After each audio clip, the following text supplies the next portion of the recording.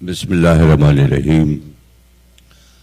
तमाम तारीफ़ें अल्लाह के लिए, दुरूद और सलाम मोहम्मद और आले मोहम्मद के लिए सलावात।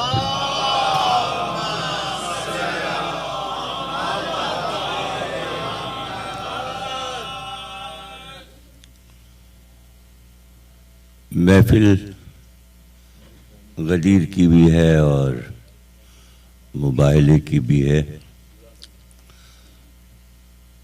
चूँकि दरमियान में दो ईदों के ये महफिल हो रही है और कल भी मैंने तकरीर में ह्यूस्टन में कहा था कि ये हमारी दो ईदें सबसे अहम तरीन ईदें और हमको इन दोनों ईदों पर बहुत ज़्यादा ज़ोर देना चाहिए और इसको बड़े एहतमाम से महफिल, तकरीर और कलाम की सूरत में इस पैगाम को नशर करना चाहिए। लफ्ज़ नशर आया भी है गदीर के लिए कुरान में, अलम नशरा सूरह ही उतरा है गदीर के पैगाम के लिए। तो हमें इसको अपनी आने वाली नस्लों तक तो पहुंचाना ही है, लेकिन और लोगों तक भी इस पैगाम को मुख्तलिफ सूरतों से हमें आगे बढ़ाना चाहिए। तो ये महफिल आपने सजाई है और पहली बार तो नहीं आया हूँ, बल्कि कई बार मैं इस अज़ाखाने में आ चुका हूँ और एक मोहब्बत सी है इस अज़ाखाने से, इसके नाम से उनसियत है। और रमज़ान में भी कई बार आया हूँ और रजब में भी आया हूँ। जनाब अली ज़िया रिज़वी साहब ने कलाम पेश किया और उससे पहले कुछ जुमले कहे। ज़ाहिर है कि अगर उनके सामने मैं कहूँगा तो ये कोई ऐसी ख़ास बात नहीं होगी। मैं कहता रहता हूँ, मैं अपनी तकरीरों में उनका जिक्र करता रहता हूँ मुख्तलिफ सूरतों से, कि जहाँ हमारे यहाँ ये फ़ख्र समझा जाता है कि बच्चे को बचपन से आले मोहम्मद से मोहब्बत करना सिखा दिया जाए,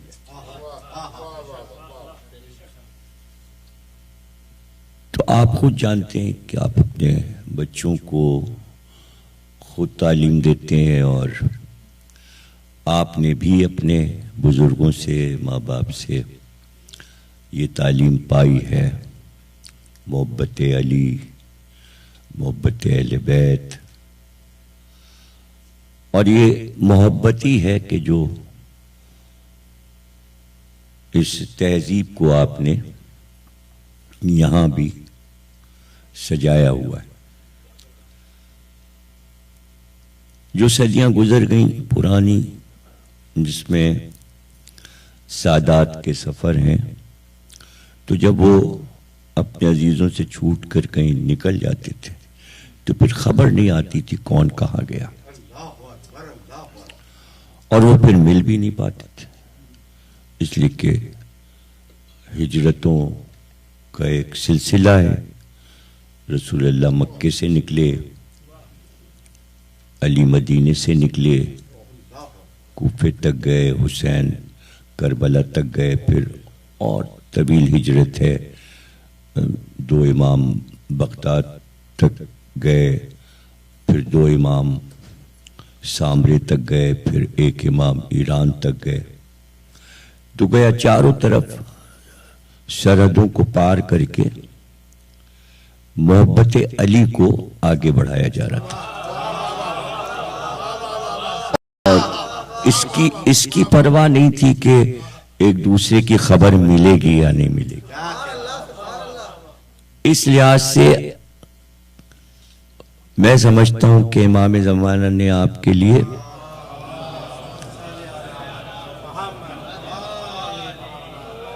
इस दौर को बड़ा हसीन बना दिया कि अब जो हिजरतें हो रही हैं एक दूसरे की खबर है और एक दूसरे से मिलने आ रहे हैं। लेकिन उस जमाने में तो जरा सा इसको ऊंचा करते हैं। हाँ, बस इसे झुकना पड़ रहा है मुझको। तो अब आप देखिए कि भाई हम तो खैर हमारे अजदाद ने तो हम लोग तो हिजरतें कर करके मुख्तलिफ शहरों से पाकिस्तान आए और हम समझ रहे थे हिजरतें खत्म हो गई, अपना मुल्क बन गया। लेकिन बाद में पता चला नहीं, कोई मुल्क नहीं बना, हिजरतें करते रहना है। और ये हिजरतें मोहब्बत अली में। तो आगे बढ़ गए और यूरोप और इंग्लैंड और फिर अमेरिका, और शायद अभी तो हम यही समझ रहे हैं कि सफर खत्म हो गया, अब अमेरिका के आगे कुछ नहीं है। लेकिन 250 वर्ष पहले तो अमेरिका भी नहीं था। तो 250 बरस के बाद अगर कोई और मुल्क निकल आया तो वहां भी लोग जाएंगे, लेकिन हमारी हिजरत मोहब्बत अली के लिए होगी।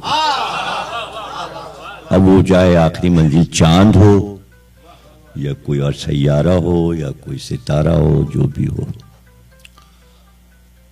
तो ये आप देखिए कि रिजविया को हम लोग समझते थे ये वतन है, जहां के हम और अली जिया साहब और वसी साहब, नकी साहब,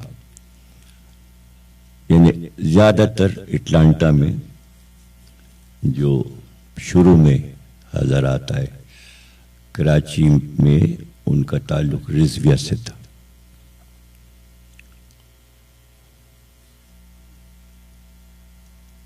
तो वो लोग आए कि जो यहां आकर गाफिल नहीं हो गए, बल्कि उन्हें पता था कि हमारे लिए ये वाजिब कर दिया गया है कि हम मोहब्बत अली और अज़ादारी हुसैन को कायम करें। तो ये बहुत बड़ी बात है कि आप देखिए कि एक हफ्ते के अंदर और मुख्तलिफ थोड़े थोड़े से घंटों के वक्फे से इतने बड़े अमेरिका में हमने विलाय अली का एक सफर, पहले भी मैंने देर अब्बास से जाके सफरनामा लिखा था और वो छपा था, और अलकलम में टाइटल पेज पर मैंने देर अब्बास की तस्वीर भी उस वक्त छापी थी। तो ये तो बहुत ही अजीब एक विलाय अली का सफर था कि जो अटलांटा पे देर अब्बास पे कितना अच्छा दर है, जहां ये सफर हमारा वापसी का शुरू हो रहा है। तो सबसे पहले हम आए और सब जलसे गदीर खुम से मुतालिक थे, यानी इतने दिन गुजरे कि मुबाहले की ईद आ गई और शबें शुरू हो गई मुबाहले की। तो मियामी, वहां से कैलिफोर्निया, फिर वहां से शिकागो, फिर ह्यूस्टन, न्यूयॉर्क, अल इमाम अली सेंटर, फिर वहाँ से ह्यूस्टन और फिर इधर एटलांटा।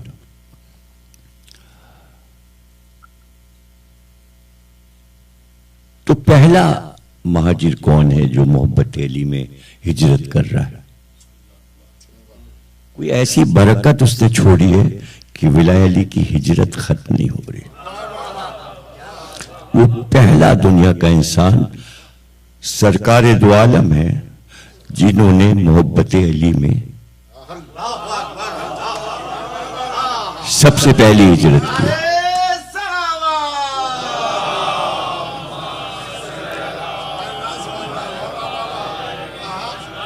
अब कहने को मतलब ये कि हर बात का एक जवाब होता है और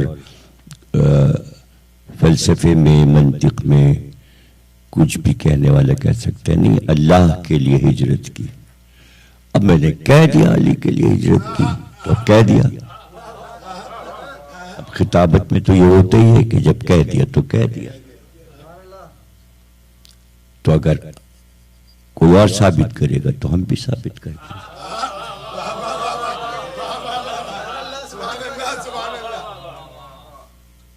देखिए, उसमें साबित ये करना था कि आयत पहले आ चुकी थी कि हक जो है वो जमने के लिए है और बातिल जो है वो भागने के लिए। तो अगर रसूलुल्लाह चले जाते तो आयत उलट जाती। इससे जरूरी था कि हक को बिस्तर पे सुलाया जाए।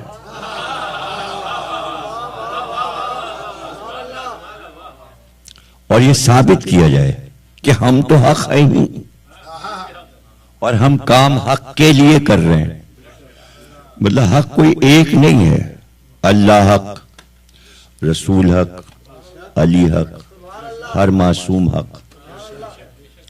एक दुआ है और उसमें ये बार बार दोहराया भी जाता है कि क्या क्या हक है। आप अपने लिए बोलते हैं आजी साहब मेरा तो हक है, तो जब आपका हक है तो फिर सबका हक है और मासूमीन का तो हक है ही हम पर। तो अली की मोहब्बत में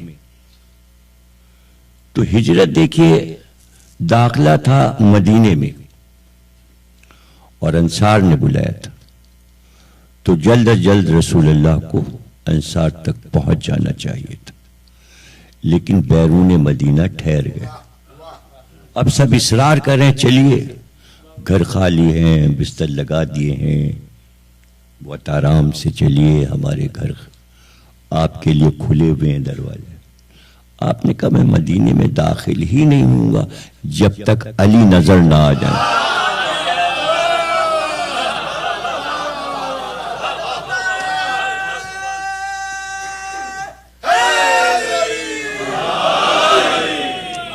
अब वो दोनों भाइयों का मिलना और वो मोहब्बतें और वो इंतजार के बाद अली का आना और रसूलुल्लाह का गले से लगाना, अली को एक पूरा मंजरनामा है। तो कहने का मकसद ये है कि तमहीदी तौर पे मैंने ये कहा कि अली ज़िया रिज़वी साहब ने इतनी दूर ये महफिल सजाई है कि जहां तस्वुर नहीं होता कि वो कल्चर, वो मुल्क उर्दू वाला और ये अंग्रेजी वाला, तो कैसे एक ही महफिल में कई ज़बानें गले मिल रही हैं कि मोहसिन अख्तर नकवी साहब अंग्रेजी में विलाय अली और मार्फत जनाब खदीजा और मार्फत अहले बैत बयान कर रहे थे, और हमारे एक भाई फारसी में पेश कर रहे थे, और अब इससे पहले भी उर्दू में कलाम पेश किया गया और मैं उर्दू में तकरीर कर रहा हूं। तो जबानों में आपस में झगड़ा है, लड़ाई है, लेकिन मोहब्बत अली पे दुश्मन भी यकजा हो जाता है। अगर मोहब्बत आ जाए और आपस में दुश्मनी हो तो मोहब्बत अली पे खत्म हो जाती है। सलावत पड़ेगा।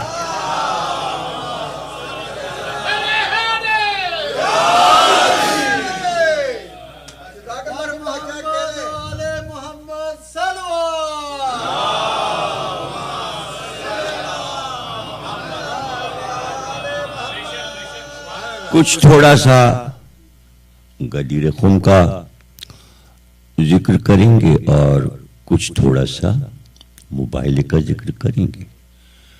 और चूंकि सबने कलाम पढ़ा है तो हम भी थोड़ा सा कलाम सुना देंगे आपको, लेकिन वो हमारा नहीं होगा, किसी और का है। तो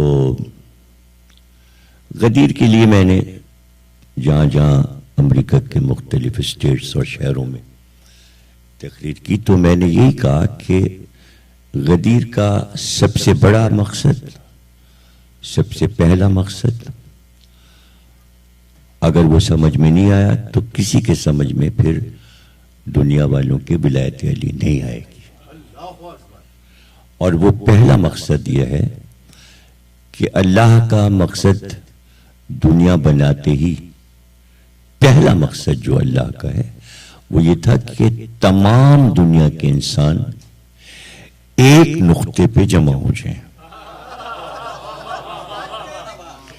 और वो उसने कहा मेरी जात है तौहीद पर। अब आप देखिए कितना अहम ये मैसेज था इंसानों के लिए कि 1,24,000 अंबिया सिर्फ एक पैगाम पहुंचा रहे हैं, कहो अल्लाह एक मरकज पे आओ। अब जाहिर है कि उसी पैगाम को आखिरी पैगाम बनाकर आखिरी नबी को अल्लाह ने कहा कि अब आप ये बता दीजिए इन इंसानों को, अरबों को नहीं, मुसलमानों को नहीं, पूरी दुनिया को, आलमीन को बता दीजिए, इसलिए कि आपको हमने रहमती लिल आलमीन बना के भेजा है, आलमीन के लिए भेजा है, सिर्फ अरब के लिए नहीं। आप ये बता दीजिए कि आप आखिरी नबी हैं, ताकि एक ही नबी पे इत्तेफाक हो जाए, अब किसी को नबी ना बनाना पड़े, नबी भी एक ही रहे, खुदा एक रहे, नबी एक रहे। इसलिए अल्लाह ने कहा अब आप अपने बाद ये कह दीजिए कि इमाम भी एक ही रहे। इसलिए गदीर में ऐलान कर दीजिए कि इख्तिलाफ नहीं होना चाहिए, सब एक अल्लाह, एक नबी और एक इमाम पर जमा हो जाओ। ये है गदीर। अब उसको जितने चाहे मानी आप दे दीजिए, जितने चाहे तरीके से बात कर लीजिए, पूरा खुतबा ही है मौजूद रसूलुल्लाह का। मैं समझता हूं कि जो भी अली के बारे में कयामत तक तकरीर करेगा वो अली की फजीलत में रसूलुल्लाह की इस तकरीर के ऊपर नहीं जा सकता। यानी विलायत अली पे जो तकरीर रसूलुल्लाह ने कर दी, वैसी तकरीर अब कायनात में कोई कर नहीं सकता। ज़ाहिर है रसूलुल्लाह के ऊपर कौन फजाइल अली पढ़ेगा, जरा आप हमें बता दीजिए। ज्यादा से ज्यादा आप कहेंगे भाई कुरान है, ठीक है, वो मैं मान लेता हूं कि तकरीर पैगंबर पर अफजल कुरान है मोहब्बत अली में। तो अहले सुन्नत की किताब है रजुल मतालिब, उसमें रवायत है कि इब्ने अब्बास से रावी ने पूछा कि आप बताइए कुरान में अली की तारीफ में कितनी आयतें? उनका होंगी ये कोई 100 आयतें। और रजुल मतालिब अहले सुन्नत, तो उसने कहा 100 बस? उनका नहीं, 350 है।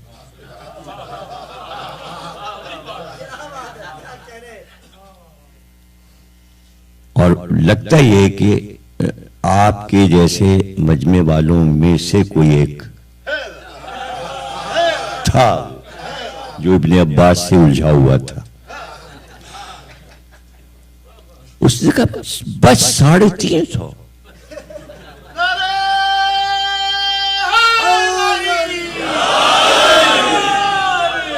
उनका हाँ, जहां तक मैंने देखा है कुरान में 1000 आयतें तो अली की शान में हैं। उसने कहा बस 1000? अरे कहने लगे छोड़ पूरा कुरान अली की तरह।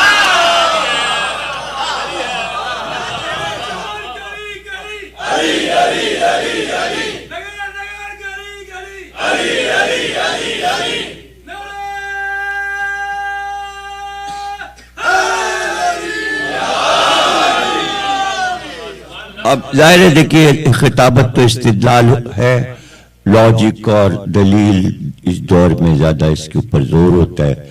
कोई अगर अभी कहे कि अभी तो भाई तुम मौजू तो कुछ और है, फिर मौजू बदल जाएगा। अगर मैं साबित करने बैठ गया कि पूरा कुरान अली की मदह में, तो मैं इसको दो तरीके से कहता हूं। या तो यूं कह लीजिए कि पूरा कुरान अली की मदह में उतरा बकौले अब्दुल्ला इब्न अब्बास, या इसको यूं कह लीजिए कि जो जो अमल अली करते जा रहे थे अल्लाह उस अमल को आयत बनाता जा रहा।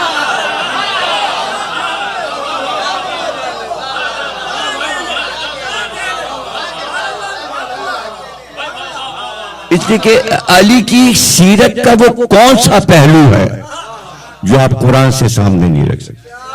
बल्कि बाद मुफस्सिरीन ने तो ये तक लिखा है कि जहां जहां या अय्युहल्लज़ीना आमनू आया है वो अल्लाह अली को मुखातिब कर रहा है, वो सारी आयतें अली के लिए। तो मुफस्सिरीन ने बहरहाल, लेकिन कुरान की आयतों में बहस हो सकती है कि भाई मसला है कि मुहकम आयतें हैं और मुतशाबे हैं, और नहीं ये मानी भी हो सकते हैं मुतशाबे आयात में, ये भी हो सकता है ये अली के लिए ना हो और के लिए हो। मुख्तलिफ बहाने जो मुफस्सिरीन ने बयान किए वो सब इस्तेमाल हो सकते हैं। लेकिन खुतबे गदीर तो एक ऐसा खुला हुआ मसला है कि उसमें जो कुछ पैगंबर कह रहे हैं वो किसी और के लिए हो ही नहीं सकता। अब जाहिर है पूरा खुतबा मैंने एक बार पढ़ा था, विलायत अली अशरा जब पढ़ रहा था इस मौजू पे, तो पूरा खुतबा मैंने, और वो यूट्यूब पर पढ़ा हुआ है, मैंने जो पढ़ा है उसकी शरह भी की है मैंने जुमलों की। तो बात जुमले वो इतने अच्छे लगे हैं मुझे कि मैं बार बार उन्हें दोहराता हूँ कि आपने आयात भी पढ़ी हैं रसूलुल्लाह ने अली की शान में खुतबे गदीर में, और हदीसें भी पढ़ी, और बार बार अली को उसमें मुखातिब भी कर रहे हैं। कुछ बातें मुखातिब करके कहते हैं, या अली मसलन जो तुमसे जंग करे उसने मुझसे जंग की, और जिसने मुझसे जंग की उसने अल्लाह से जंग, तो मुखातिब भी करते जाते। तो उसमें एक तरफ या अय्युहन्नास सुन लो अली के फजाइल, और एक तरफ अली से भी बातें कर रहे। कुछ अजीब ही तकरीर है, यानी आदमी खो जाए उसमें। जो पैगंबर की तकरीर है, जैसे खुतबा कहते हैं अरबी में, तो उसमें एक जगह आप फरमाते हैं फजाइल बयान करते करते मौला अली के कि या अली ये सूरह अलहम्द तुम्हारी शान में उतरा है खुतबे गदीर में, ये सूरह वल अस्र तुम्हारी शान में उतरा है। तो अब अगर कोई कहे कि साहब आपने अभी अब्दुल्ला इब्न अब्बास का हवाला दिया, पूरा कुरान अली की शान में उतरा है, तो फिर ये भी तो है, शिया सुन्नी सब मानते हैं पूरा कुरान सिमटे जो सूरह अलहम्द में समाए, और पैगंबर कह रहे हैं ये सूरा अली की शान में उतरा है, खुतबे गदीर में कह रहे हैं। तो अब कैसे, हमें जरूरत नहीं है कि हम साबित करें कि सूरह अलहम्द अली की शान में कैसे उतरा है, इसलिए कि आप जब पढ़ते हैं तो जाहिर यही तो लगता है ना कि अल्लाह मियां की शान बयान हो रही है सूरह में, लेकिन रसूल अल्लाह कह रहे हैं या अली ये सूरा तुम्हारी मदह में अल्लाह ने उतारा है, इसलिए कि उस सूरे में जो बात कही गई है वो हम्द से शुरू हो रही है, वो अल्लाह की तकरीर है अली की शान में। पहले उसने अपनी तारीफ की अल्हम्दुलिल्लाह रब्बिल आलमीन, और उसके बाद फजाइल अली बयान की, और फजाइल फातिमा पर सूरा खत्म हो गया। पहले अपनी तारीफ की, अल्हम्दुलिल्लाह रब्बिल आलमीन मालिक यौमिद्दीन इय्याका नअबुदु व इय्याका नस्तईन। अब अली की मदह, इहदिनस सिरात। अब जिस इमाम से आप पूछें उठा के हदीसों में, या रसूलुल्लाह से पूछिए कि सिरात के क्या मानी, ये क्या है? सिरात अली है।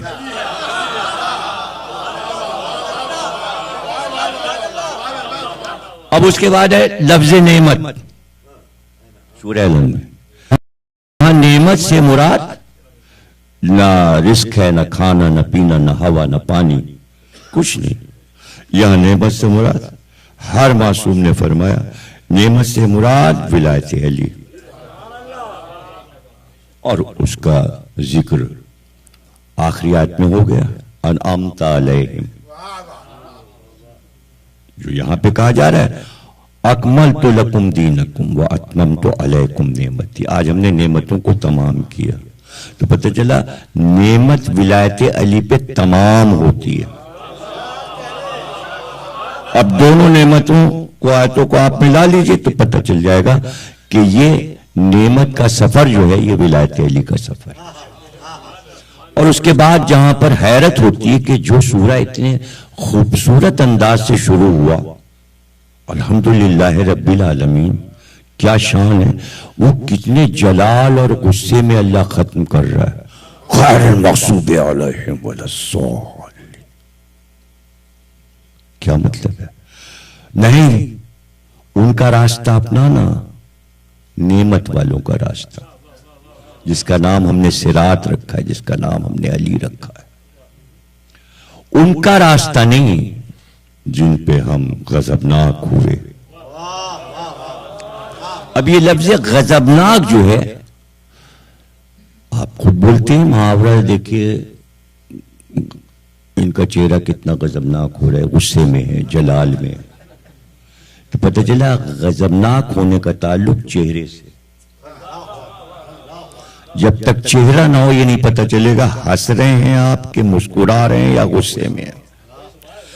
ये तमाम फीलिंग्स जो हैं वो चेहरे पे जाहिर होती हैं। तो अल्लाह कह रहा है मैं गजबनाक हुआ,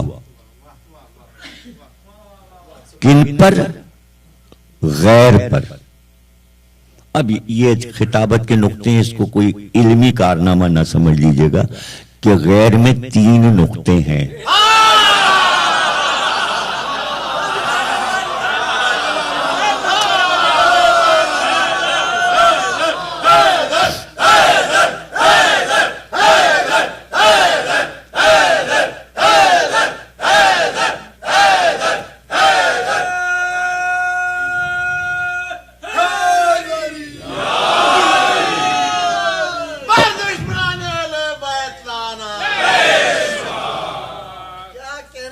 तकिया देखिए ना समझ लीजिएगा कि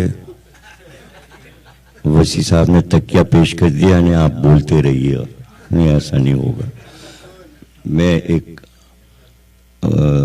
वक्त के दायरे के अंदर अपनी गुफ्तगू को समेट लेता हूं। ये कोई ऐसा अहम मसला नहीं है। अगर आप अभी डॉक्टर मंजर काज़मी साहब की किताब आई है, उसमें भी उन्होंने यहीं से छपी, एटलांट वहाँ से, ह्यूस्टन से, तो उसमें भी उन्होंने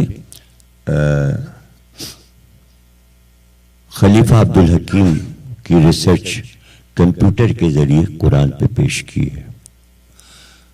तो उसमें उन्होंने वो चीज़ें उनकी कुछ एक चैप्टर में लिखी हैं, वो आप किताब देख सकते हैं, यहाँ मौजूद है। तो उसमें उन्होंने ये साबित किया है कि कुरान की हर गिनती 19 पे खत्म होती है। तो वो कहता है कि जब आयतों को जोड़ा जाता है और लफ्जों को और हरफों को, वो 19 से वो किसी गिनती से 19 से ज़रब हो जाता है। वो उसका पूरा चार्ट है, उसका बड़ी मेहनत है उसकी, कंप्यूटर के जरिए किया उसने। और फिर वो कहता है कि बिस्मिल्लाहिर्रहमानिर्रहीम में 19 हुरूफ है, उसने 19 का राज बताया। तो कुरान शुरू होता है 19 हरूफ से। अब आप खुद देख लीजिएगा कि जो आप तोगरे अपने घर में लगाते हैं पंजतन के, मोहम्मद, अली, फातिमा, हसन, हुसैन, 19 हरूफ है।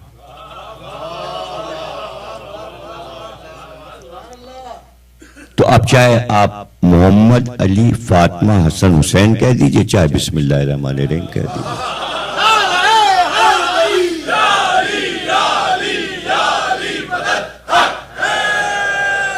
और एक मशहूर रवायत शिया सुन्नी दोनों के यहाँ लिखी है कि जब रसूल अल्लाह ने कहा बिस्मिल्लाहिर्रहमानिर्रहीम अली की शान में उतरा है, तो उसके बाद से माविया ने बिस्मिल्लाहिर्रहमानिर्रहीम पढ़ना छोड़ दिया। ये शियों ने भी लिखी है रवायत और सुन्नियों ने भी। तो इससे पता चलता है कि वो भी मानते थे सब कि बिस्मिल्लाह जो है वो अली की शान में। और शुअरा क्या तो अल्लामा इकबाल ने कह ही दिया कि भाई खुद अली ने कहा कि पूरा कुरान सिमटे और फिर उसके बाद सूरह अलम्द, और वो बिस्मिल्लाह में, और बिस्मिल्लाह जो है वो बे में, और बे जो है वो नुक्ते में, और मैं बे के नीचे का नुक्ता हूं। तो अब सिमटे तो कुरान अली का है और फैले तो अली का। अच्छा, अब अगर बे जो है वो अली है तो पहली आयत में आप देख लीजिए, ये कोई बहुत बड़े इल्मी नुक्ते नहीं है, ऐसे हल्के फुल्के में बयान कर रहा हूं, अभी इल्मी गुफ्तगू आगे आती है। तो ये एक ऐसी सामने की बहुत से लोगों ने इल्म आदात और नुक्तों के जरिए भी गुफ्तगू की है, तो ये भी एक मौजू है।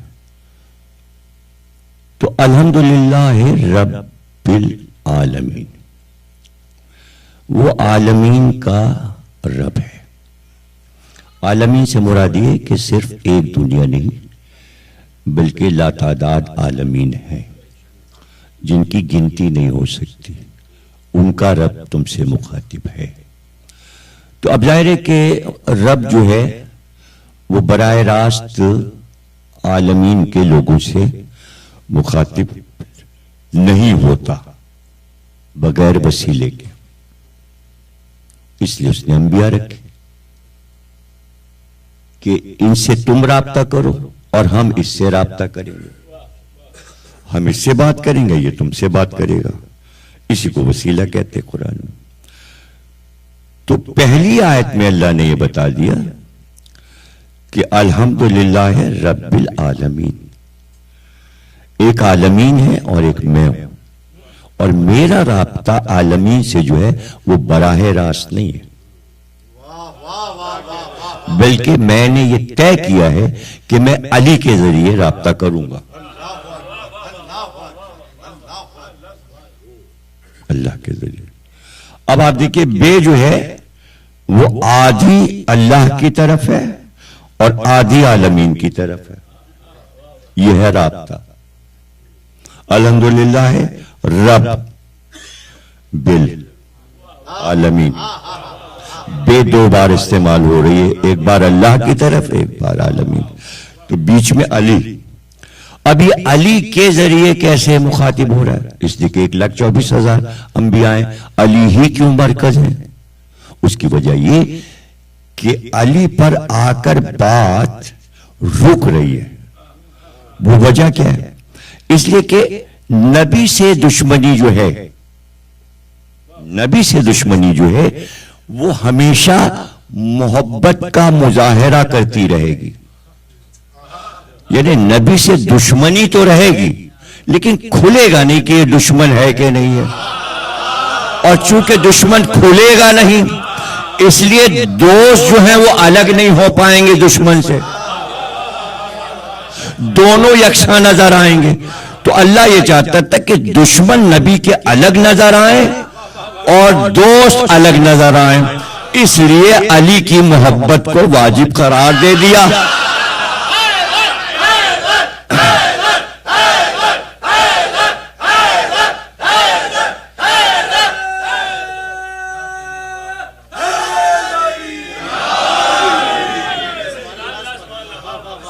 कह दिया भाई अब बराह रास्त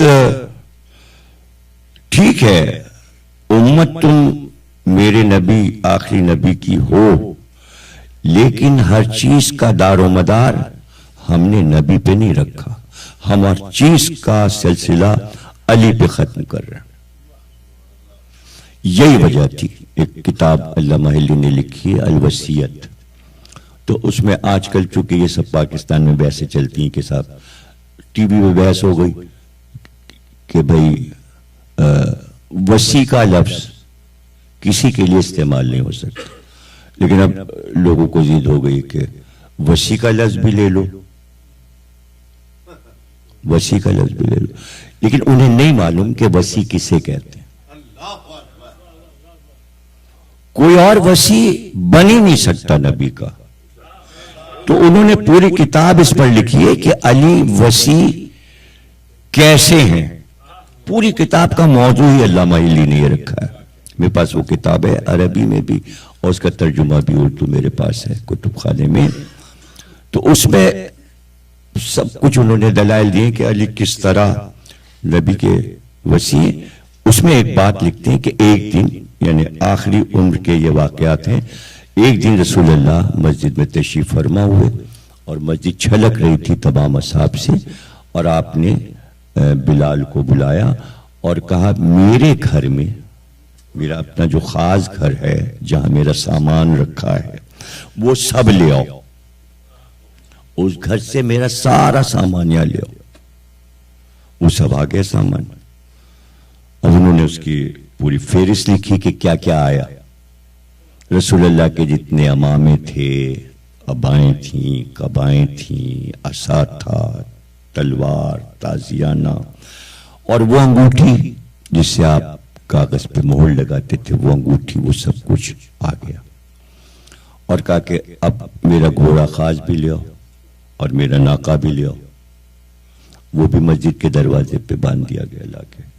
आपने फरमाया कि अब मेरा कुल दुनियावी असासा जो है वो सब यहां पर मौजूद है, अब घर में कुछ नहीं। और उसके बाद आपने कहा अली उठो। अब जुमले लिखे उन्होंने, अली उठो और ये सब अभी इस उम्मत के सामने कब्जे में ले लो।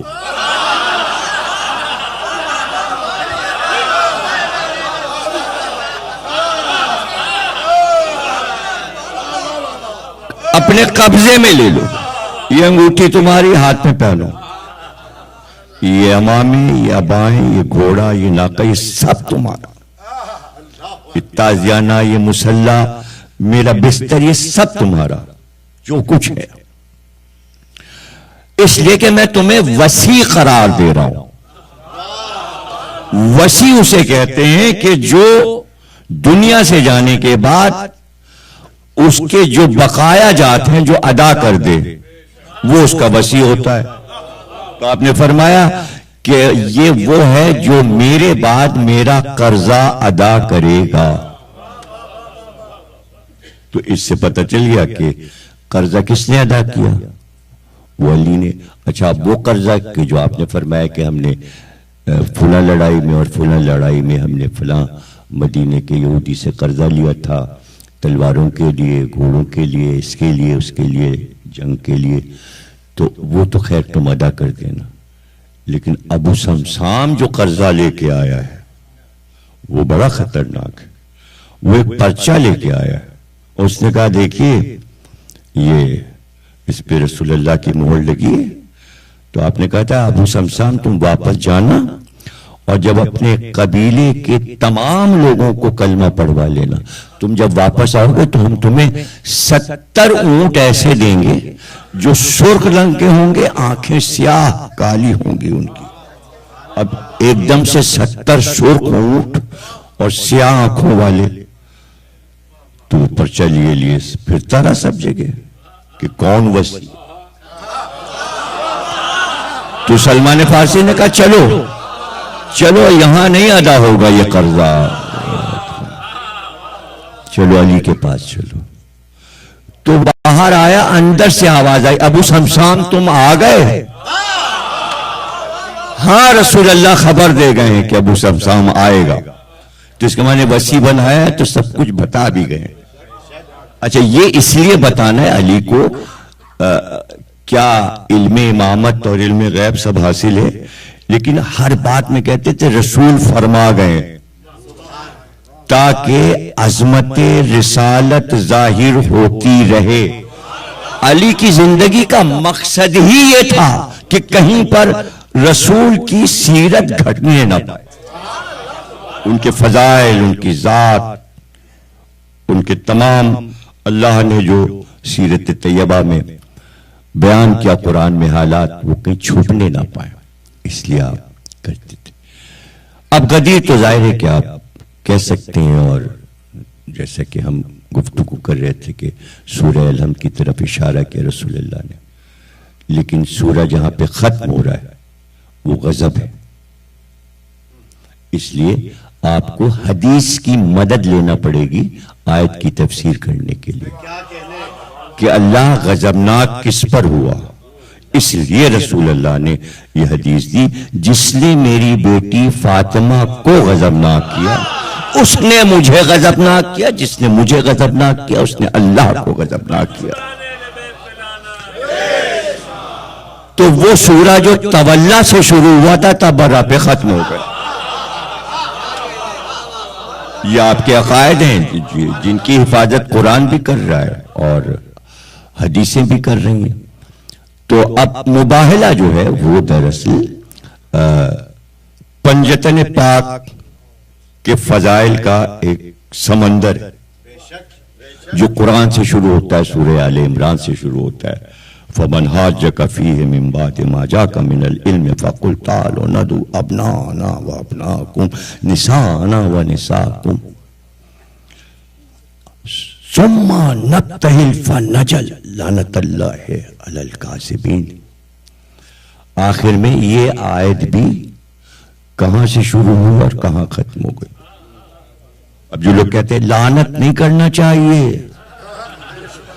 तो अल्लाह लानत तो कर रहा है ना, इसमें ये कही जाती है लानत वाली आयत, और किस पे? जो झूठे हैं उन पर खुदा की लानत हो।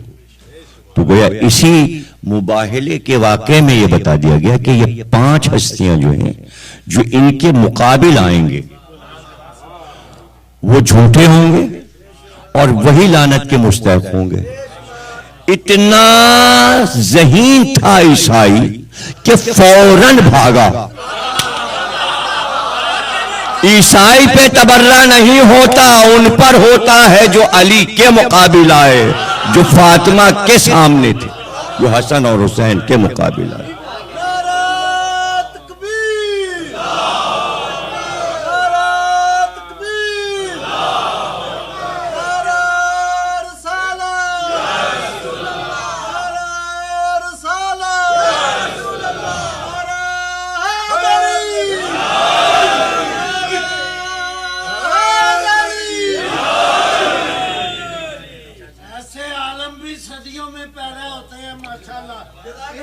समुंदर है, दुश्मन के लिए एटम बम है। ये लाहौर में चले थे।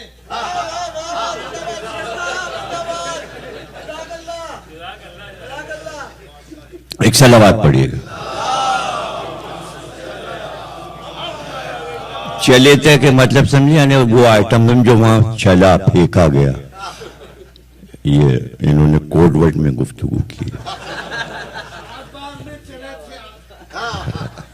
सलावत पढ़िएगा। मामून रशीद ने हजरत इमाम रिजा सल्लल्लाहु अलैहि से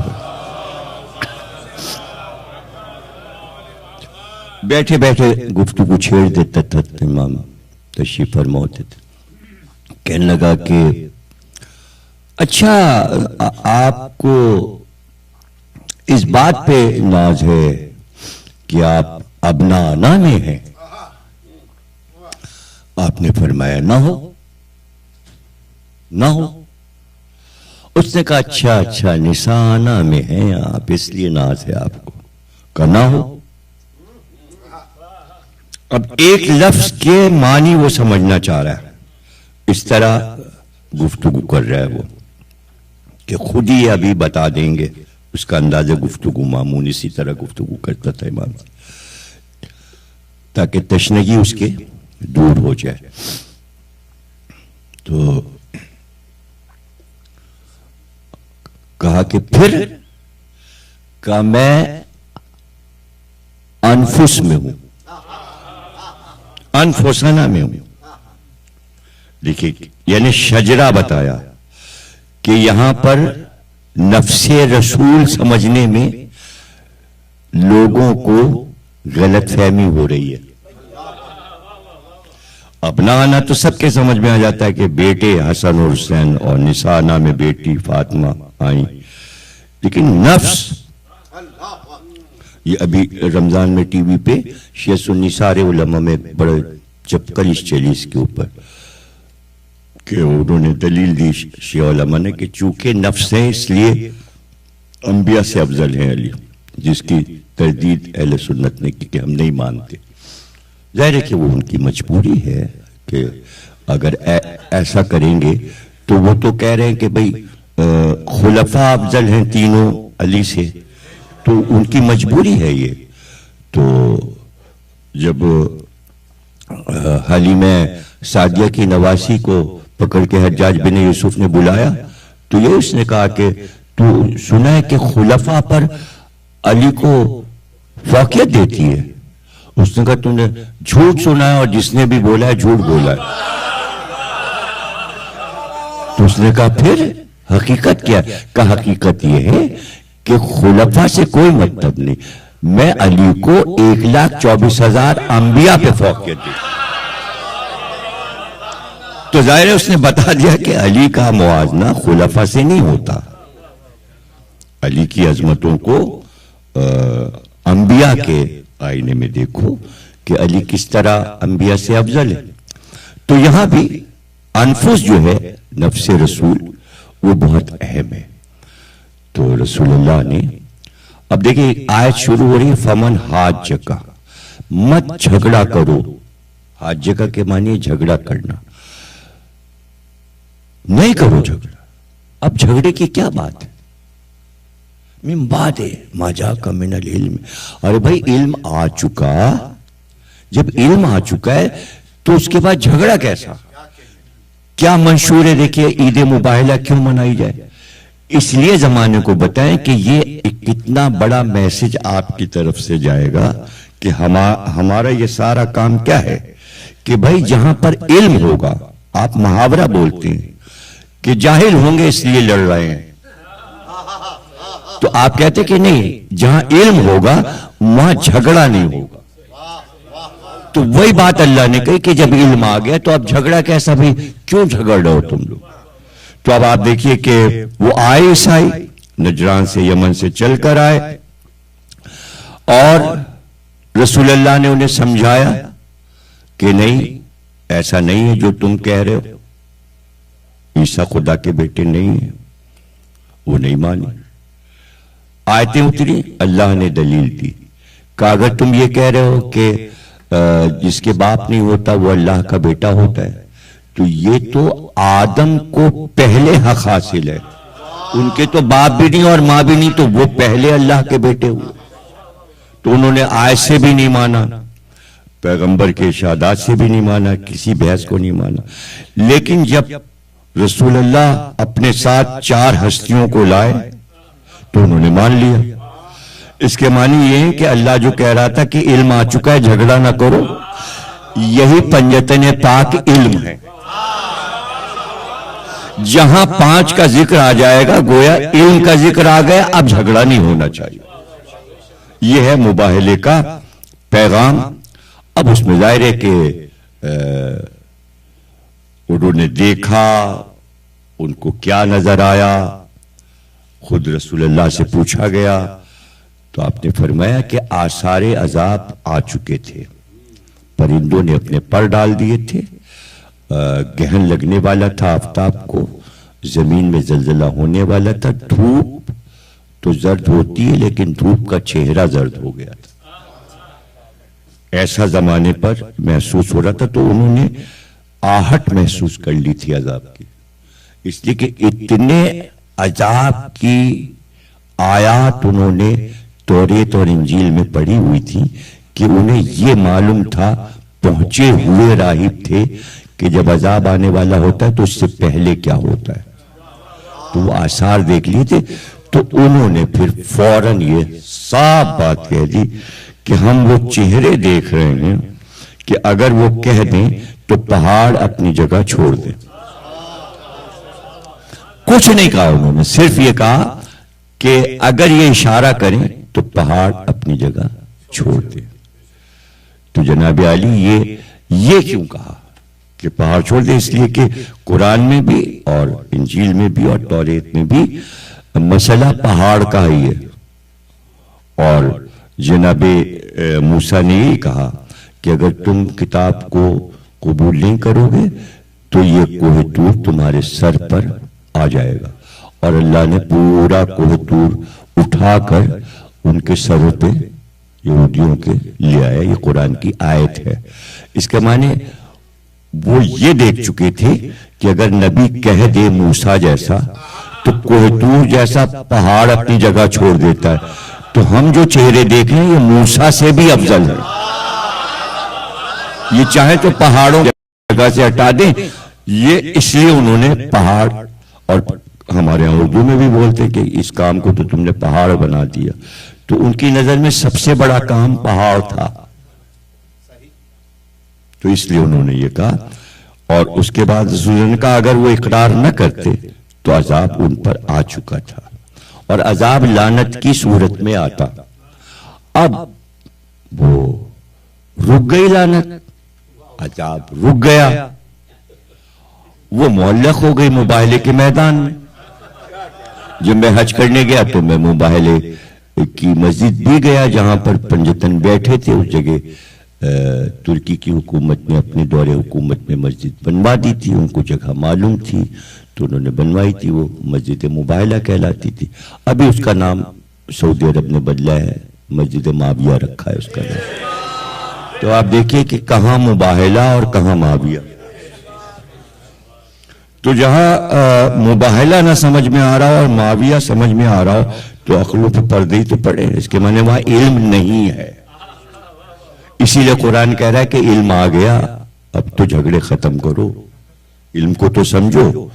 तो अब पंजतन वहां पर बैठे और आयत जो है वो कितने तुम तराक से और धूमधाम से चली है। अर्श से जिब्रील जिसे लेके आए हैं और जिसे सूरह आल इमरान कुरान के तीसरे सूरे में जगह मिली है, वो कैसे बिजली की तरह तड़प कर वहां से चली थी और यहां आके मुअल्लक हो गई, रुक गई। अल्लाह ने कहा ठहर, इसलिए कि ईसाई जा रहे। वो तो बस इंतजार कर रही थी कि ये झूठे साबित हों और मैं इन पे बिजली बन के गिरूं। वो वहां ऐसे ही मुअल्लक हो गई। तो आखिर तो आयत ने पूछा होगा अल्लाह से, कब तक रुकी रहूं मुबाहले पर? उसने कहा यही मुबाहले के मैदान में ठहर जा, मुबाहले के मैदान में ही रुक जा, बस देखना अब जो नबी के मुकाबिल आ जाए उस पे गिरना, जो अड़ जाए उस पे गिरना, जो अली के मुकाबिल आ जाए उस पे गिरना, जो फातिमा के मुकाबिल आए उस पर गिरना, जो हसन के मुकाबिल आए फिर उस पे गिरना, जो हुसैन के मुकाबिल आए फिर उस पे गिरना। तो आप सोचे होंगे कि रसूल अल्लाह के मुकाबिल कौन आया और कहां यह आयत गिरी? तो सबसे पहले तो वहीं गिरी। इसीलिए तो रसूल ने कहा जरा कलम और कागज तो लाओ, ताकि आयत अपना फरीजा तो पूरा कर ले। और सिफीनो जमलो नहरवान में आयत तड़प तड़प के गिरी है, खूब चमकी है, जुल्फिकार से भी ज्यादा ये आयत चमकी है। और फदक के खुतबे में तो पूरे दरबार पे चमक चमक के गिरी।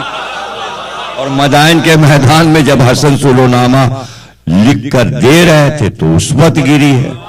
और करबला में तो गिरे जा रही है। तो मेरा जुमला जो था वो ये था कि मुबाहले पे अब तक रुकी हुई है, मैदान मुबाहला में रुकी हुई है और वहीं से गिरती है, वहीं से गिरती है। क्या है मुबाहला?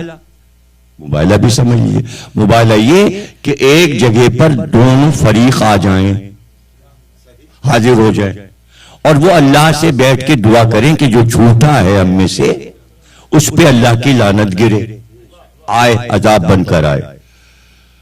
तो अब देखिए आप कि उस दिन से अब तक हम मुबाहले का मैदान सजाए बैठे, दुश्मन आए। ये मजलिस अज़ा क्या है? हम बैठे हैं, आओ। वो भागा भागा भागा भागा फिर रहा है, आ ही नहीं रहा, हम तो बैठे हुए। वो इसलिए नहीं आ रहे कि वो आयत को देख रहे हैं, ऐसा नहीं, बड़े चालाक लोग। अगर हम सुन लेंगे तो वो आयत हमें पकड़ लेगी, वो गिरेगी। आया रावी बेचारे सीधे सीधे लोग थे, क्या कहना अली वालों का, शरीफ लोग, अच्छे मिजाज के लोग, ठंडे मिजाज के लोग। मौला एक पड़ोसी है मेरा, बहुत आजिज किया हुआ है उसने, इमाम सादिक ऐसा। क्या हुआ? बस आता है, बहस करता है, मैं उसको आयतें सुनाता हूं, नहीं मानता। हदीसें सुनाता हूं रसूल, नहीं मानता। आपके अकवाल सुनाता हूं, नहीं मानता। करूं क्या मैं? जितनी दलीलें मुझे याद थी मैं सब दे चुका। आपने फरमाया अब ना कोई आयत पेश कर, ना कोई हदीस पेश कर। उसको दोस्ती में हाथ पकड़ के उसको लेके सहरा की तरफ निकल जा, और एक बुलंदी पे जो नजर आए टीला या पहाड़, उस पे चढ़ जाना। लेकिन तरकीब मैं बता देता हूं, इमाम फरमा रहे हैं उससे कि हाथ उसका खूब जोर से पकड़े रखना कि छुड़ाने ना पाए, और वहां पर कहना अब यहां पर खड़े होके आओ, हम दोनों अल्लाह की बारगाह में विलायत अली पे बहस करते हैं कि कौन सच्चा है और कौन झूठा। और अल्लाह की बारगाह में ये कहते हैं जो झूठा हो उस पर आसमान से बिजली गिरे। बस तुम इतना कर लेना। उसने ऐसा ही किया और हाथ थामे, उसने खूब जोर से हाथ पकड़ा और कहा अब यहां पर तुम ना हमारी आयत की दलील मान रहे हो ना हदीसों की, आओ अब ऐसा करते हैं अल्लाह की बारगाह में हम विलायत अली पर दुआ करते हैं कि हक पर कौन है, तो जो झूठा है हम में से उस पे आसमान से बिजली गिरे। अब वो हाथ छुड़ा रहा है और ये छोड़ नहीं रहा। तो ये मजलिस जो है, ये हाथ छुड़ा के भागने वाले लोग, तो आप जोर से हाथ पकड़े रहे। जोर से हाथ पकड़ने की तरकीब क्या है? अगर आपने विलायत अली छोड़ दी तो आपका हाथ ढीला हो जाए, फिर वो छुड़ा लेंगे। देखिए अभी नहीं भाई, हम तुम नमाज पढ़ते हो तुमसे ज्यादा हम पढ़ते हो, और तुम रोजे रखते हो तुमसे ज्यादा रोजे हम रखते हो, और ये है और तुमसे ज्यादा हज हम करते। कोई बात करने की जरूरत नहीं, ये सब हाथ छुड़ाने वाली बातें हैं।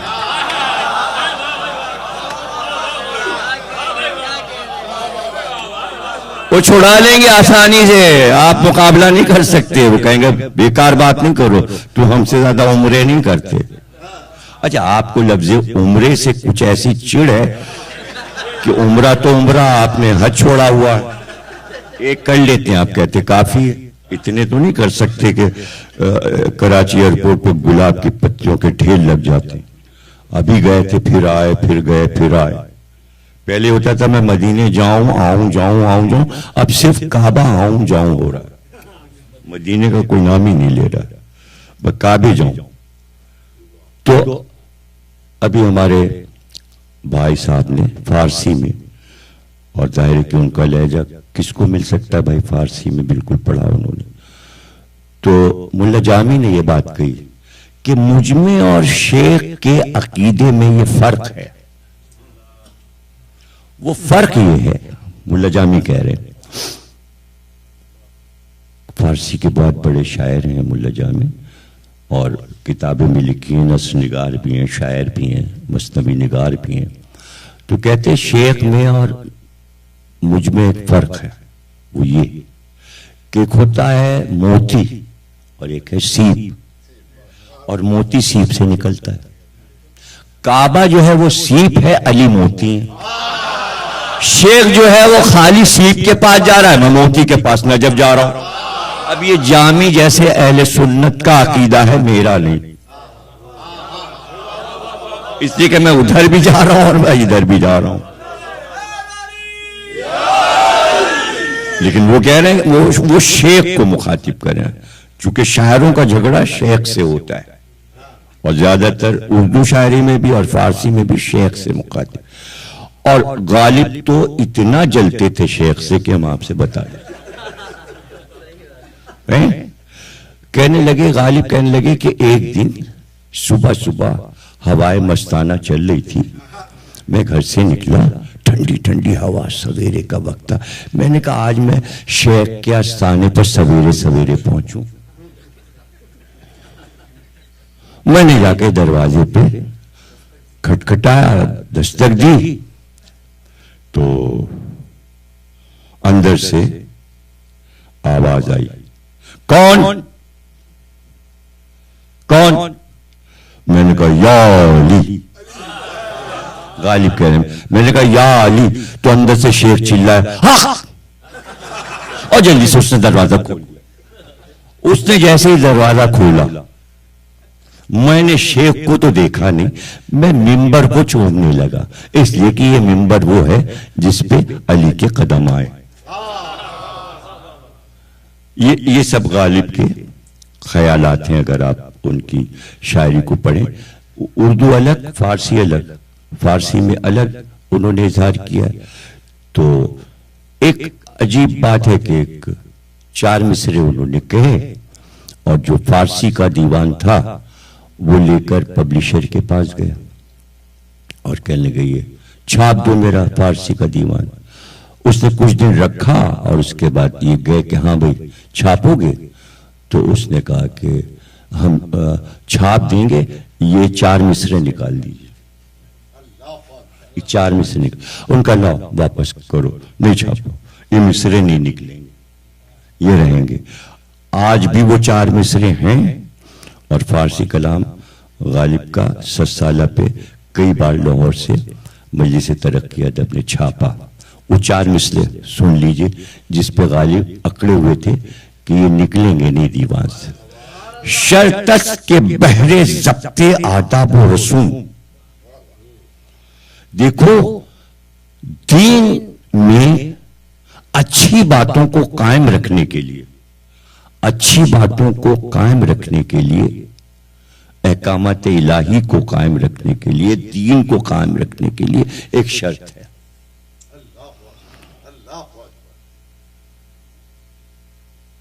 एक शर्त है, शर्तस के बहरे ज़ब्ते आदाब व रसूम, खैज़त बादस नबी इमाम मासूम। ये शर्त है कि अगर तुम दीन को बाकी रखना चाहते हो तो नबी के बाद उसको मानो जो मासूम हो। खैज़त बादस नबी इमाम मासूम। अब दलील देते हैं।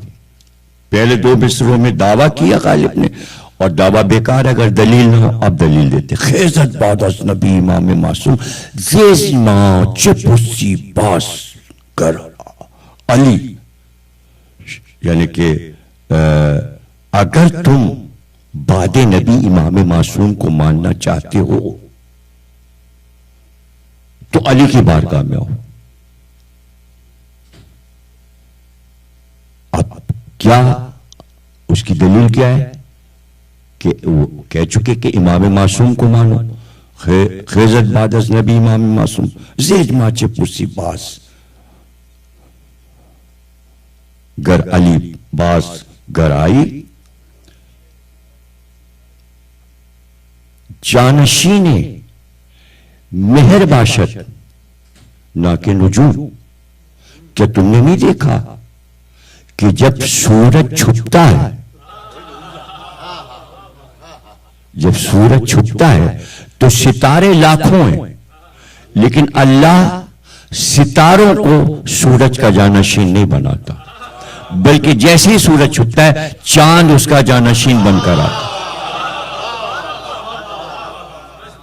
जाए नशीन मेहर बाशत ना कि नुजूम, मेहर का जानशीन जो है वो चांद यानी कमर है, सितारे नहीं, नजूम नहीं।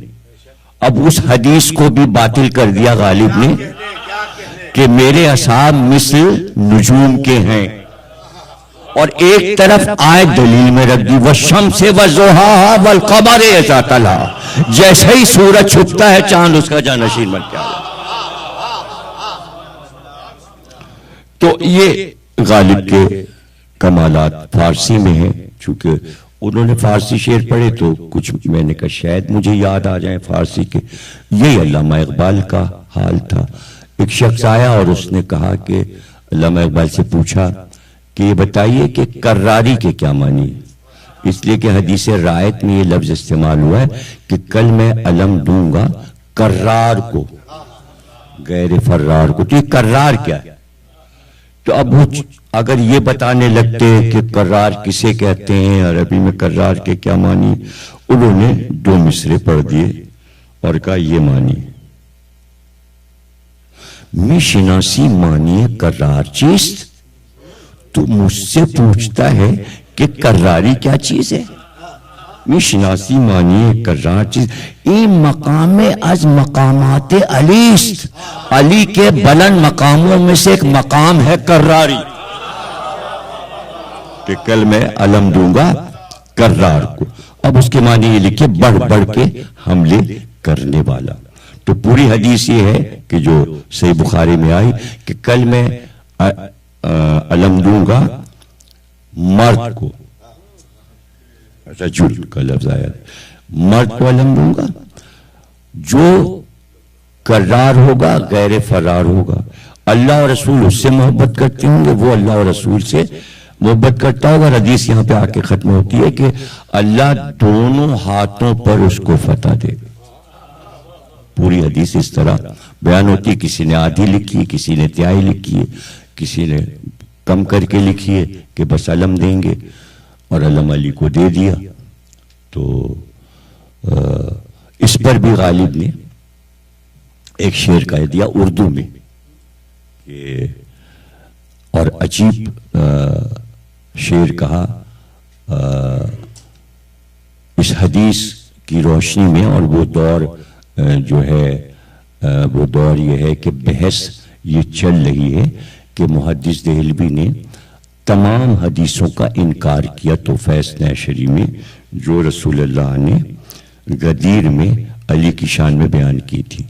तो उसके जवाब में जो किताब लिखी गई अबकातुल अनवार, उसमें एक एक हदीस पे पूरी पूरी जिल लिख दी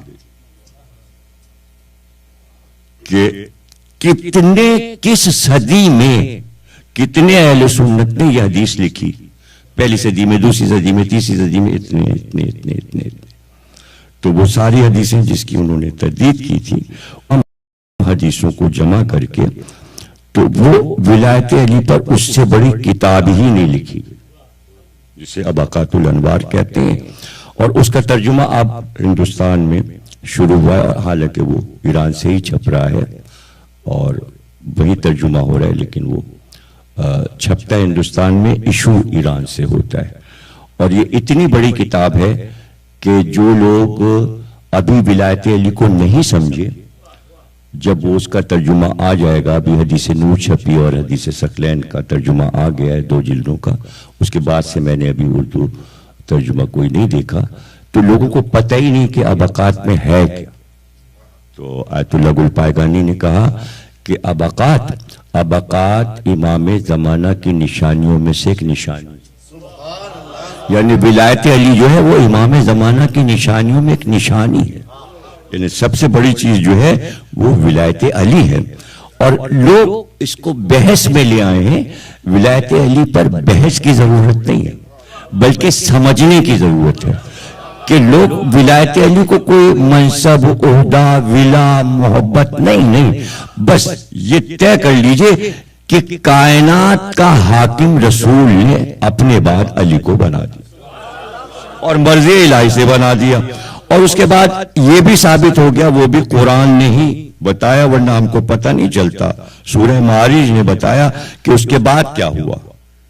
साला साइलुन बेअज़ाबिल वाक़े, सवाल करने वाले ने अजाब मांगा। अब वो आपने आयत सुन ली कि लानत बरसती है अजाब बनकर, तो उसने मांगा तो अल्लाह कह रहा हमने अजाब भेज दिया। अब कोई खुद मांगे तो क्या किया जाए।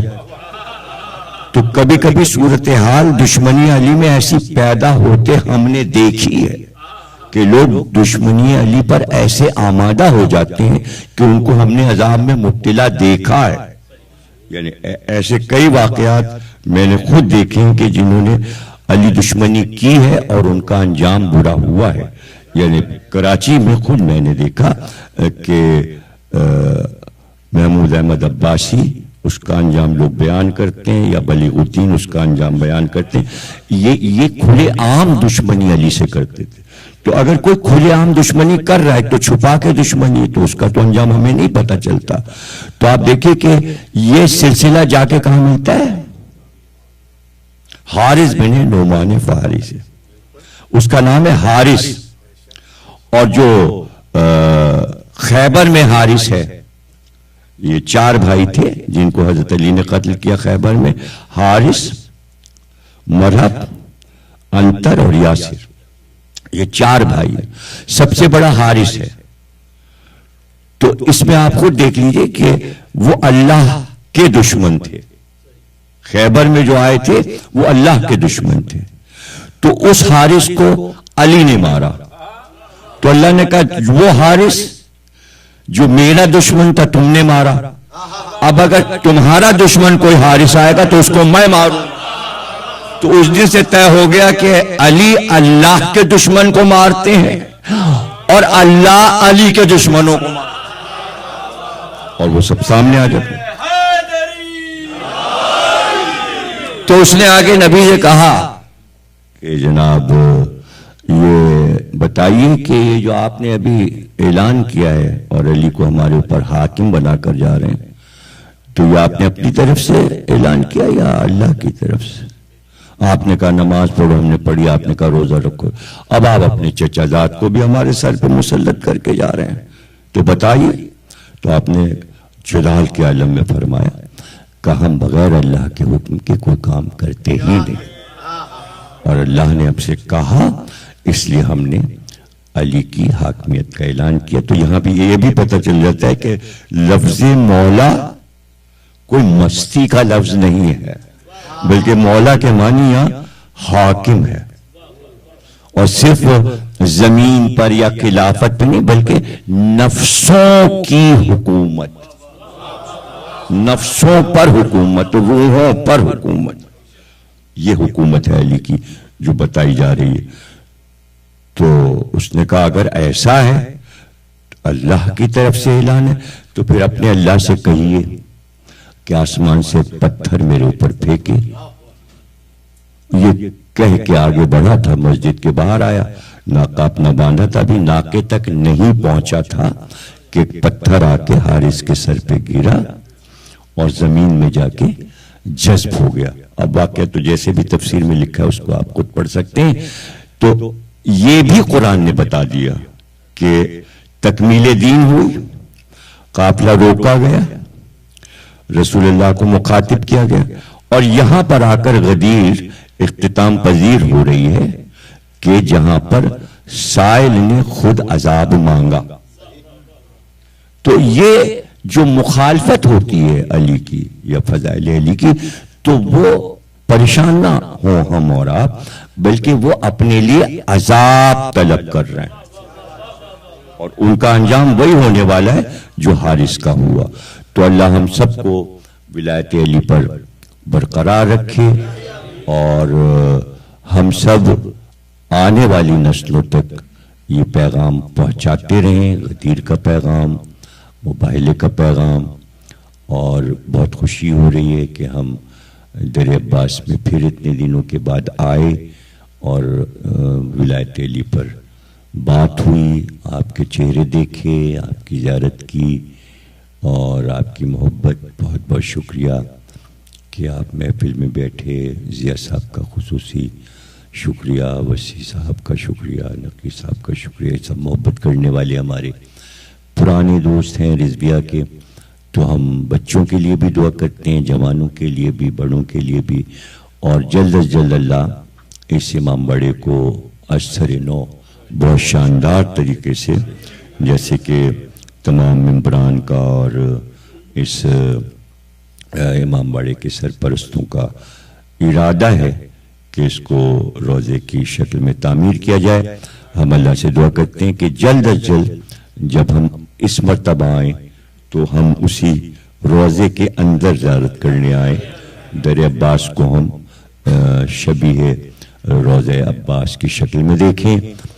ये दुआ आपके लिए, और अल्लाह आपको तौफीक अता फरमाए, आपके बाजुओं को ताकत दे कि यहाँ तमाम मोमिनीन अटलांटा में इस मरकज़ को मजबूत देखें और मजबूत बनाएं।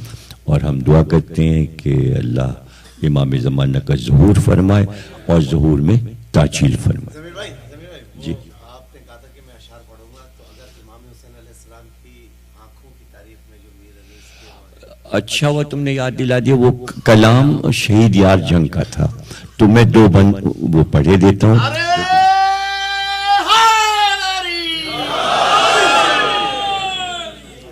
आप हमारी कौम के हीरो हैं, सुपर हीरो हैं। अल्लाह ताला आपको सेहत दे, तंदुरुस्त। शुक्रिया शुक्रिया शुक्रिया। देखिए, ये चूंकि रिजविया का जिक्र बार बार हुआ, हमारे बड़े भाई साहब ने भी किया, ज़िया साहब ने किया, तो ये हो सकता है कि कोई इसको सुनने के बाद जरा कुछ दिल में कुछ, खुदा न करे, कुछ शक वक आए, तो मैं वो शक निकाल देना चाहता हूँ ये कलाम सुनाने से पहले। ये 1956 में 1400 साला जश्न मुर्तज़वी रिजविया भी पूरी बनी नहीं थी। आज जहाँ इमाम वो ज़ैनुल आबिदीन हॉस्पिटल है, वो पूरे मैदान में ये जश्न मुनक़िद हुआ था। और ये जश्न जो हुआ था, इसमें नजफ और क़ुम और ईरान और इराक के बड़े बड़े उलमा आए थे, और वो सब बहुत बड़ा स्टेज बना था। तो इसकी सदारत जलसे की जो थी, वो सदर पाकिस्तान इस्कंदर मिर्जा साहब कर रहे थे, और एक पहलू में उनके अल्लामा रशीद तुराबी साहब अल्लाह मुकामों बैठे थे, और दूसरी तरफ राजा साहब महमूदाबाद अल्लाह मुकामों बैठे हुए थे। और खुसूसी तौर पे जोश साहब को बुलाया गया था तुलुवे फिक्र मौला अली पे जो उन्होंने मुसद्दस कहा था वो पढ़ने के लिए, और शहीद यार जंग को हैदराबाद दक्कन से बुलाया गया था। और उन्होंने उस जश्न में, जिसमें सदर पाकिस्तान भी थे, रशीद तुराबी साहब भी थे, राजा साहब महमूदाबाद और नजफ और कुम के उलमा थे, ये पढ़ा था मुखम्मस उन्होंने। इसको मैंने छापा भी है, और इसको मैंने अभी वहाँ शिकागो में भी पढ़े थे इसके कुछ बंद। नूर अली भी थे और मीर हसन भी बैठे हुए थे। तो यहाँ भी ज़िया साहब ने याद दिला दिया, तो मैंने कहा अच्छा है, बरकत हो जाए तो ये मैं पढ़ दूँ। कि वो कहते हैं, मरहूम शहीद यार जंग, मैं इनके घर पे होके आया हूँ, उनका ज़खाना हैदराबाद दक्कन में देख के आया हूँ, उनके पोते से भी मिल के आया, उन्होंने निज़ारत कराई। किसी के कौल का क्या एतबार, कहने दो, किसी के कौल का क्या एतबार, कहने दो, तुम्हारे दिल में ये कैसा गुबार, कहने दो, तड़प रहा है दिले बेकरार, कहने दो, किसी के दिल पे तुम्हें इख्तियार, कहने दो, अली को कहते हैं परवरदिगार।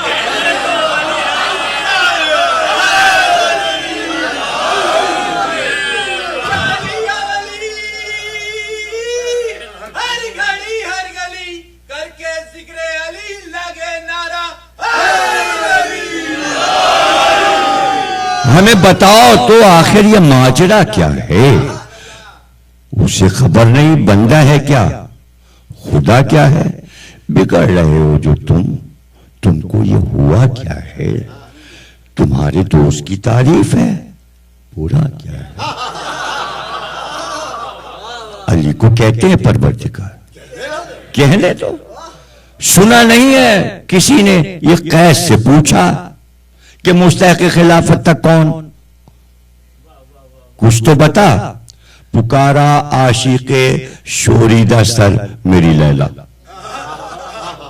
तुम्हारा इश्क तो मजनू से भी गया गुजरा। अली को कहते हैं परवरदिगार। कहने तो कमाले इश्क की, देखिए दलाइल भी दे रहे हैं, कमाले इश्क की सूरत में ये भी जायज है, जुनून शौक की हालत में ये भी जायज है। पता चला हम अली से इश्क करते हैं लेकिन जुनून नहीं करते, अक्ल होश के साथ मोहब्बत करते हैं। अब जिसको जुनून हो गया इश्क अली का उसको नुसैरी कहते हैं, हम तो नुसैरी नहीं। वो बता रहे हैं कि जुनून शौक की हालत में ये भी जायज है, मकामे कुर्बे हकीकत में ये भी जायज है, गुलू सही पर मोहब्बत में ये भी जायज है। किसी के शौक में गर हो गया फना कोई, कसम खुदा की नहीं उसकी इंतहा कोई, करे तो शमा से परवाने को जुदा कोई। भाई खुदा, ये मिसरा लाजवाब कह दिया है शहीद आजम ने, खुदा कहे से भी होता है क्या खुदा।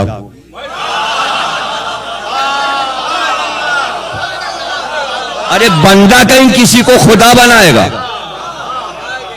खुदा बंदे को बनाता है, बंदा थोड़ी खुदा बनाता। खुदा कहे से भी होता है क्या खुदा कोई। अली को कहते हैं परवरदिगार। कहने दो भाई, नुसैरियों के कहो पेशवा तुम्ही तो नहीं, नबी तुम्ही तो नहीं, रहनुमा तुम्ही तो नहीं, सुनो तो नायब खैरुल वरा तुम्ही तो नहीं, बिगड़ रहे हो बताओ खुदा तुम्ही तो नहीं। अली को कहते हैं परवरदिगार। कहने दो भाई, वो झूठे हैं तो समझ लेगा उनसे रब्बे जलील। अली के तुम ना निगहबान किबरिया के वकील, ना माने कोई तो बतलाओ इसकी क्या है सबील। वो कह रहे हैं तो होगी भी उनके पास दलील। अली को कहते हैं परवरदिगार। कहने दो हमें बताओ तो तुम उनको क्या समझते हो। गलत है ये जो नबी से जुदा समझते हो, मसीह से उन्हें कम या सिवा समझते हो, है इब्तिदाई गलत, इंतिहा समझते हो। बहस शुरू हो गई, सारे शुरा जा रहे थे मुशायरे में हैदराबाद दक्कन, जिगर भी थे और ये भी और वो भी और जोश मलियाबादी भी थे। बहस से शुरू हो गई कि अली अफजल है या ईसा अफजल है। तो जोश साहब चादर तान के सो गए ऊपर ट्रेन में, ऊपर की बर्थ पर। उसके बाद किसी स्टेशन पर उनकी आंख खोली तो उन्होंने देखा बहस अभी हो रही है। उनका अब तक ये बहस जारी है, फैसला नहीं हुआ कि अली अफजल है या ईसा अफजल है। तो उन्होंने कहा जी हाँ अभी तो बहस चल रही है, अभी तो तमाम शोर। कहले मैं फैसला कर लूं। जोश ने कहा मैं फैसला कर दूं। उनका हाँ बताइए फैसला कर दीजिए। कहने तो सुनिए, ईसाई ईसा को क्या कहते हैं? सब कहने लगे खुदा का बेटा। और कहने नुसैरी अली को क्या कहते हैं? कहने खुदा। कहने तुम ही बताओ बाप बड़ा या बेटा बड़ा? और ये कह के फिर सो गए।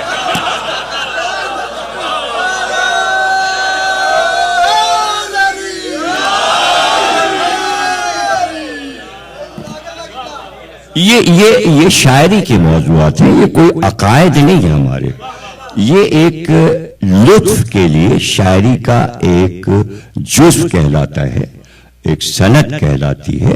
तो लोग शायद समझते हैं कि हम लोग जो शायरी में इस तरह की चीज़ों को बयान करते हैं वो कोई हमारा अकीदा है। नहीं, हमारा अकीदा ये नहीं है। हम अभी अकीदा आपको बताते हैं। वो आ रही है बात कि वो कह रहे हैं तो होगी भी उनके पास दलील है। इब्तिदाई गलत, इंतहा समझते हो।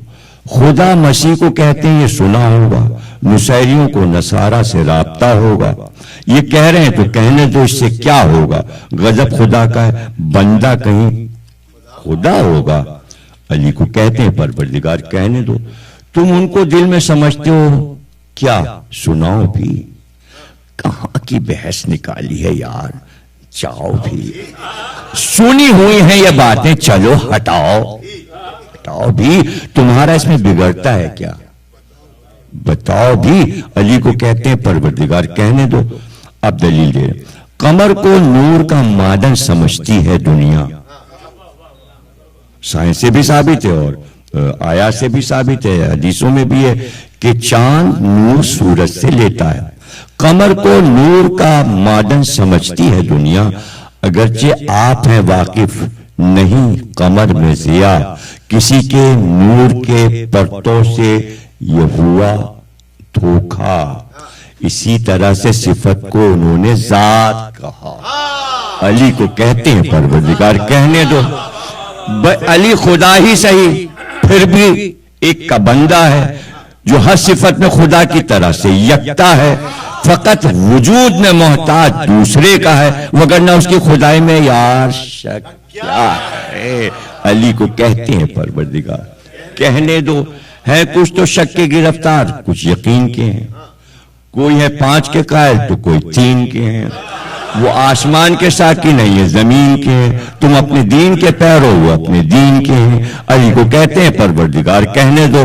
कोई खुदा का है कायल, कोई बुतों का असीर, कोई सकीफा का पैरो, कोई मुतीय गदीर।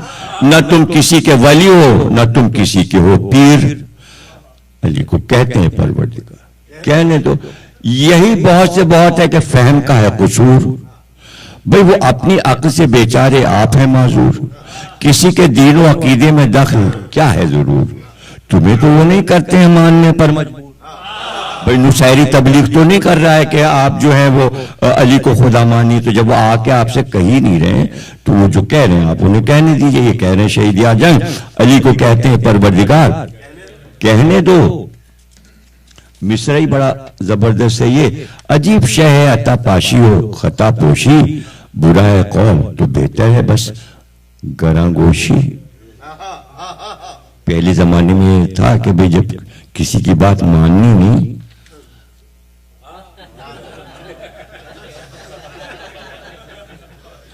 भाई वो कह रहे हैं क्या कह रहे हो, बुरा है कौन तो बेहतर है बस गरांगोशी। बस इतनी बात में हो जाएगी सुबुक दोषी, जवाब नादा है एक खामोशी। अली को कहते हैं परवरदिगार कहने दो। अब हम सबका अकीदा क्या है कि रसूल अल्लाह ने फरमाया कि जो पीछे रह गए उनका इंतजार करो और जो आगे बढ़ गए उन्हें वापस बुलाओ। और आपने फरमाया कि यहां पर मैं कह रहा हूं मन कुन तो मौला हो फहाजा अली मौला, यानी मैं जहां पर हूं यहां पर खड़े होकर अली को मानना है। अली के मामले में आगे निकलना है ना पीछे रह जाना। जो आगे निकल गए उन्होंने खुदा कहा, जो पीछे रह गए उन्होंने चौथा कहा। ना हम चौथा मानते हैं ना हम खुदा मानते हैं, हम अली को वली अल्लाह मानते हैं, इसलिए हम अली वलीउल्लाह कहते हैं। जो नबी का अकीदा था अली के बारे में वही हमारा भी अकीदा। जज़ाकल्लाह माशाअल्लाह। भाई नबी को साहिबे अपना अकीदा बता रहे। नबी को साहिबे ताजो शरीर कहते हैं, नबी को साहिबे ताजो शरीर कहते हैं। अली को अपने नबी का वजीर कहते हैं, अली को नफ्से खुदाए कदीर कहते हैं। शहीद हम तो जनाबे अमीर कहते हैं। अली को कहते हैं परवरदिगार कहने दो।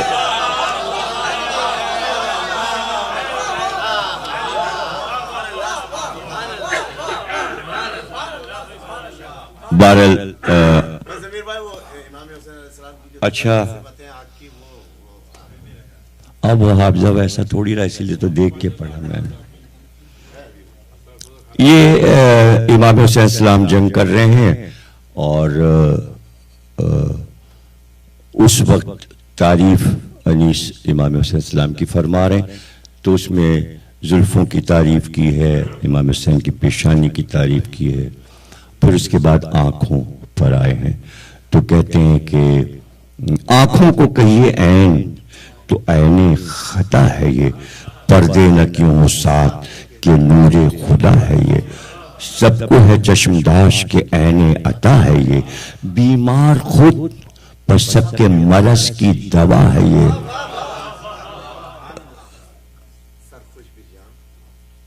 क्या है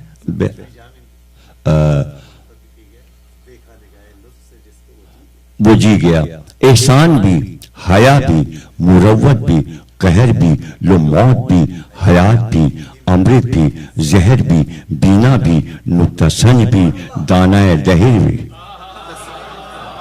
सर शर्म से झुकाती है नरगिस रियाज में, जन्नत सवाद में, यद बैजा बयाज में, आहू शिकारो मस्तो कमादाद और शेर गिर, खोरेज जासिताओं दिलावेज बेनजीर, कब्जे में अबरों की कमाने, मिजा के तीर, जिस सादा दिल को इनकी स्याही, गिर्द इसके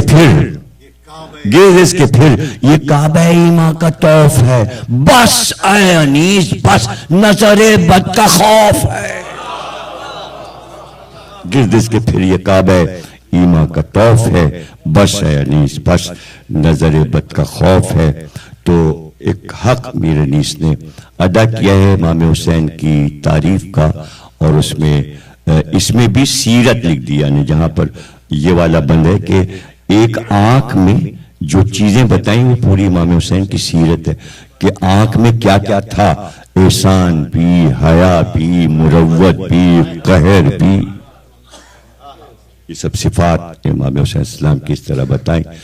तो ने याद दिलाया, बहुत दिन हो गए पढ़ा था कभी, और इस वक्त जाहिर है कि हाफजे से बहरहाल इनको खुद याद है माशाल्लाह। और ये वाला मरसिया जो है जिया साहब ने इसकी तर्ज भी बनाई थी, जिस मरसिए में ये बंद है। और जैसे कि इन्होंने जिक्र किया, आप ये समझिए कि ये इतने हमारा साथ दिया है जिया साहब ने कि जब पहली बार मैंने यौम-ए-नीस किया तो इन्होंने हमारा हाथ बटाया, उसमें हमारे साथ मुंतजिम रहे। उस वक्त बहुत कम उम्र थे, और अगर आपको यकीन नहीं है तो मैं वो तस्वीर इतनी बड़ी करा के भिजवा दूं, आप यहाँ लगवा दें जिया साहब की, कि कितने बड़े थे जब इन्होंने मीर अनीस का सलाम किसकी मौजूदगी में पढ़ा, जिस वक्त इन्होंने सलाम पढ़ा है वो, और सफ़ेद कुर्ता सफ़ेद अलीगढ़ पैजामे में थे, ये बहुत कम उम्र थे। और जिस वक्त ये पढ़ रहे थे तो स्टेज पर सैयद अली रज़ा साहब, सैयद हाशिम रज़ा साहब, एडमिनिस्ट्रेटर ऑफ कराची, और Z Bukhari director general radio Pakistan and TV, और नजमा फिंदी साहब, शाहिद नकवी साहब, इज़्ज़त लखनवी साहब, डॉक्टर एहसन फारूकी साहब, और कराची यूनिवर्सिटी के सारे प्रोफेसर। तो जिस वक्त इन्होंने एक शेर मीर अनीस का पढ़ा है हज़रत अली असगर की शान में, तो ज़ेड बुखारी साहब ने ये अपने ये पीट डाले थे दोनों इनके सिर्फ पढ़ने पर। तो माशाल्लाह वो रिकॉर्ड भी है मेरे पास इनकी, वो आवाज़ इब्तिदाई, और वो तस्वीर भी मैंने अभी बड़ी करे, चूँकि ब्लैक एंड वाइट का ज़माना ख़त्म हो चुका है, तो वो सारी पुरानी तस्वीरें अब मिलती भी नहीं हैं। और वो 1971 70 या 71 की बात है, जब बांग्लादेश की लड़ाई हुई, तब ये यौम-ए-नीस हुआ था। अल्लाह आपको खुश रखे।